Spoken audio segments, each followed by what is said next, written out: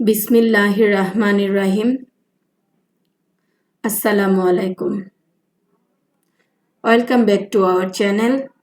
তোমরা দেখছো Sharmin's digital classroom চ্যানেলটি। দ্বিতীয় শ্রেণীর শিক্ষার্থী বন্ধুরা, আজ আমি তোমাদের প্রাথমিক গণিত বইয়ের অধ্যায় 2-এর 63 পৃষ্ঠার 3 নম্বর সমস্যাটি সমাধান করে দেখাবো। এসো আমরা একটু সমস্যাটি পড়ে নিই। দ্বিতীয় শ্রেণীর ক শাখায় 123টি বই শিক্ষার্থীদের মাঝে বিতরণ করা হলো। খ শাখায় 131টি বই বিতরণ করা হলো। মোট কতগুলো বই বিতরণ করা হলো?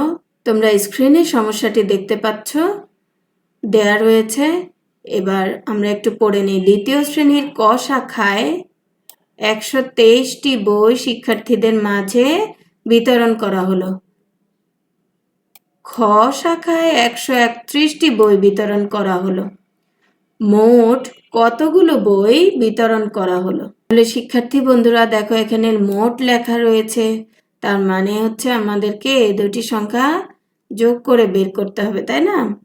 এবার আমরা গাণিতিক বাক্যের সাহায্যে এই সমস্যাটি প্রকাশ করি। চলো, কিভাবে গাণিতিক বাক্য লিখতে হয় তোমরা অবশ্যই জেনে গেছো এতদিনে। 123 যোগ 131 সমান খালি ঘর। আমরা এখানে কত হবে জানি না। এই দুইটি সংখ্যা যোগ করে যে যোগফল পাবো সেটি হচ্ছে মোট কতগুলো বই বিতরণ করা হলো সে সংখ্যাটি।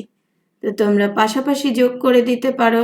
আমি একটি রাফের মাধ্যমে দেখিয়ে দিচ্ছি কিভাবে আরো সহজে তুমি করতে পারো। স্থানীয় মান অনুযায়ী দেখো সংখ্যা দুটিকে সাজিয়ে নিয়েছি। এবার যোগ করব। এককে রয়েছে 3 এবং 1 যোগ করলে কত হয়? 3 এবং যোগ করলে তোমরা স্ক্রিনে দেখতে পাচ্ছ। এই শেপগুলি গুনলেই আমরা পেয়ে যাব কত? 4। এবার আসছে 2 এবং 3। এই দুটি শেপ মিলে হয় 5টি।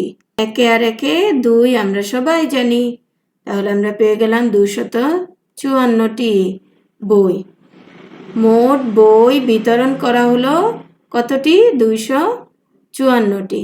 শিক্ষার্থী বন্ধুরা, এবার আমরা সমস্যাটির সমাধান আরেকটি উপায়ে করার চেষ্টা করি। চলো, ক শাখায় বই বিতরণ করা হলো 123টি। খ শাখায় বই বিতরণ করা হলো 131টি। সুতরাং মোট বই বিতরণ করা হলো কতটি? আমরা যোগ করে পেয়ে যাব। যোগ করে চলো, 3টি এবং 1টি মিলে হয় 4টি। 2 এবং 3 হয় 5। একে আর একে 2। 254টি। ইজি না বন্ধুরা? একদম ইজি, তাই না? দেখো আমরা কত পেলাম? 254টি। উত্তর লিখে দিব। মোট বই বিতরণ করা হলো 254টি।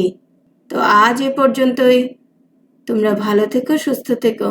এতক্ষণ ধৈর্য ধরে ভিডিওটি দেখার জন্য তোমাদের সকলকে অসংখ্য ধন্যবাদ। আল্লাহ হাফেজ।